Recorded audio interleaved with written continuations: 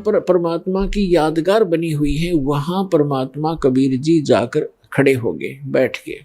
जिस दिन परमात्मा ने सतलोक जाना था, गमन करना था, सुबह उठकर कहा कि बिजली खां पठान मैं स्नान करूंगा। बिजली खां पठान ने कहा जी जल बहुत ला रखा है, कुएं से भरकर ला रखा है। तो परमात्मा ने कहा मैं कुएं के जल से स्नान नहीं करूंगा, मैं तो बहती दरिया में स्नान करूंगा, मैंने शरीर छोड़ना आज।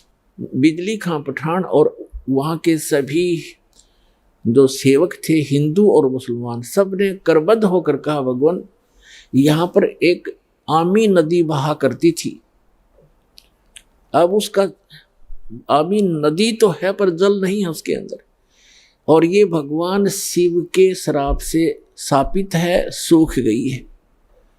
परमात्मा बोले भी चलो दिखाओ मुझे कहाँ है वो नदी। जहां परमात्मा ने वो लीला की थी, सतलोक गमन की, सतलोक जाने की, उससे 400-500 फुट की दूरी पर वो दरिया थी कि आओ महाराज दिखाते हैं। तो परमात्मा वहां पहुंच गए। उस दरिया के किनारे खड़ा होकर के परमात्मा ने कहा, परमात्मा ने ऐसे इशारा कर दिया जैसे चौराहे पर खड़ा हुआ ट्रैफिक का सिपाही कर देता है और सभी गाड़ियां खकोट से भाग लेती हैं। ऐसे ही परमात्मा ने जिधर से नदी का अपस्ट्रीम था उधर से ऐसे कर दिया खड़ा होकर। क्या देखा कि बहुत सी दूरी पर ऐसी आवाज आई जैसे बम फटता है, और कम से कम 4-5 किलोमीटर की दूरी पर उस दरिया के अंदर से ऐसा फुहारा उठा और वो दरिया भरकर चल पड़ी, फुल किनारे पर तबर गई। बोलो सतगुरुदेव की जय हो।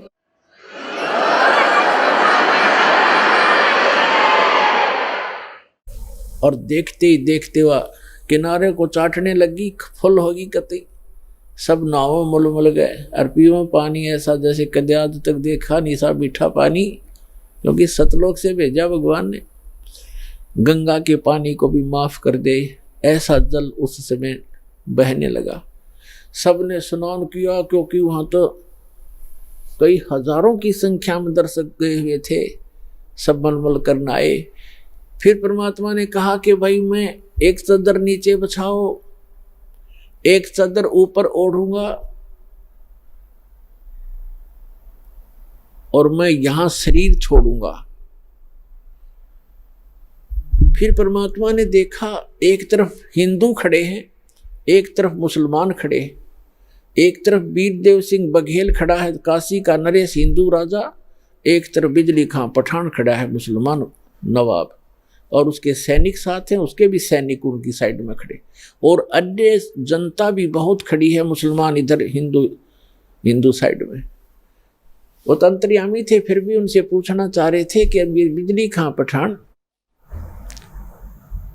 आपने ये शस्त्र किस लिए ले रखे हैं? वीरदेव सिंह बघेल, आपकी सेना और ये तुम दोनों सेनाओं ने शस्त्र किस लिए लेकर आए हो? मुझे क्या खतरा था?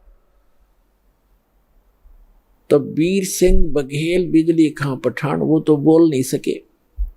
अन्य जो जनता थी हिंदू और मुसलमानों में से कहने लगे गुरुदेव, हिंदू वाले कहने लगे आप हमारे गुरु हैं, हम आपका अंतिम संस्कार अपनी हिंदू रीति से करेंगे, इन मुसलमानों के हाथ नहीं लगने देंगे। मुसलमान कहने लगे आप हमारे पीर हो और हम आपका अंतिम संस्कार अपने अनुसार से करेंगे, अपनी रीति से करेंगे, इन काफिर हिंदुओं के हाथ नहीं लगने देंगे। परमात्मा बोले रे भले आदमियों, 50 वर्ष तक मैंने तुम्हें क्या शिक्षा दी? हिंदू और मुसलमान तुम आज भी दो बने बैठे हो, तुम्हारी बुद्धि पर पत्थर गिर गए हैं। और पुण्यात्माओं, दास जो शब्द बतावेगा, जो भी ज्ञान कहेगा, 100% समझ लेना, बिल्कुल 100% सच समझ लेना। उस समय एक विशेष रूमर थी कि एक ऐसा भयंकर समय आने वाला है कि आपस में ग्रह युद्ध होगा, जनता एक दूसरे को काटेगी, कारण का पता नहीं। ऐसा वो भविष्य वक्ता बताया करते थे। ऐसी अनहोनी होगी, ऐसा जुल्म होगा और कत्लेआम होने की ऐसे लक्षण उनके पत्रों में, उनकी जो भविष्य की किताबों में वर्णन था। और काल तो ये चाहता ही है कि नाश हो जाए, इनका बुरा हाल हो, और मरते समय ऐसे संत के ऐसे हो जाए तो लोग इन्हों कहेंगे ऐसा कलम हुआ था, कौड़ नाश करा गया, क्या एक संत था वो। तब परमात्मा ने कहा भाई बात सुन जाओ बच्चों, तुमने मेरी सीख पर, मेरी शिक्षा पर अमल नहीं करा, अब तो अपने लालच वश मेरे शिष्य बने रहे, पर मेरी बात सुन लो, मेरा काला मुंह मत करो, मेरी एक अंतिम पुकार सुन लो तुम। मेरा शरीर इस, वैसे तो चदरों के बीच में शरीर नहीं मिलेगा, कोई अन्य वस्तु मिलेगी, उसको आधी आधी बांट लेना, एक चदर हिंदू ले लेना, एक मुसलमान ले लेना, और शरीर मेरा मिले तो आधा आधा काट लेना, ये मेरा आदेश समझ लेना। पर बेटा तुम लड़ियो मत, कुछ भी कर लेना इस मिट्टी को, चाहे तो हिंदू रीति कर लो और चाहे मुसलमान रीति से कर लो, तो मिट्टी हो चुकी है, जीव जा चुका होता है। तुम कुछ आंखें खोलो तो तब तो वो शांत हो गए। कोई बात ना, एक बार शरीर छोड़ने दो, फिर देखेंगे। और इरादा वो यही था कि छिन्नम चपटा करेंगे, लट्ठम लट्ठा करेंगे, छीनेंगे, पूरा सब लेंगे, आधा आधा थोड़ा काटा जाता गुरु जी को, वो तो अंतर्यामी थे, जान गए। तो नीचे एक चादर बिछाई, भक्तों ने श्रद्धा से नीचे 2-2 इंच फूल बिछा दिए, सुगंधित फूल 2-2 इंच, गुरु जी लेटेंगे, और ऊपर से दाता ने एक चादर ओढ़ ली। 2 मिनट के बाद परमात्मा ने आकाशवाणी ऊपर से कहा कि ए पंडितों, ए भविष्य वक्ताओं, अब अपना जंतर मंत्र लगाओ, मैं कहाँ जा रहा हूं। और कहा परमात्मा ने कि उठा दो पर्दा, इसमें नहीं मिलेगा मुर्दा, क्योंकि हम अविनाशी हैं।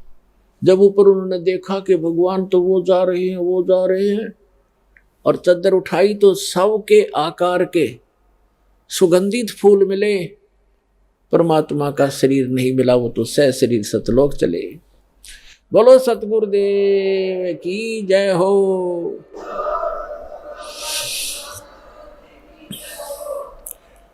उस समय आपस में हिंदू और मुसलमान ऐसे गले से मिलकर रोने लगे जैसे अनाथ हो गए हों और एक अनमोल वस्तु खोजी हो। उनका उस दिन समझ में आई ये भगवान थे, ये एक आम इंसान और संत नहीं थे। दोनों रो रहे हैं कि हम कितने दुष्ट हैं, एक दूसरे से गले लगकर रो रहे हैं। वीर सिंह बघेल और बिजली खां पठान रो रहे हैं कि हमने अनमोल रतन खो दिया और अंत समय में हमने उनकी आत्मा को दुख दिया, हम कितने नीच हैं। पुणात्माओं, यदि परमात्मा ये रजा ना बख्शते, वहाँ कत्लेआम हो जाता, गृह युद्ध हो जाता हिंदू और मुसलमानों का। तो ये समर्थ परमात्मा है। समर्थ का शरणाग हो, रंग होरी हो, भाई कदे न हो एकाज रोम रंग होरी हो। समर्थ का शरणाग हो, कभी भी कोई बुरा नहीं होगा और नेक नीति से काम करो। तो क्या किया, एक चादर हिंदुओं ने ले ली, एक चादर मुसलमानों ने, आधे आधे सुगंधित फूल दोनों ने ले लिए।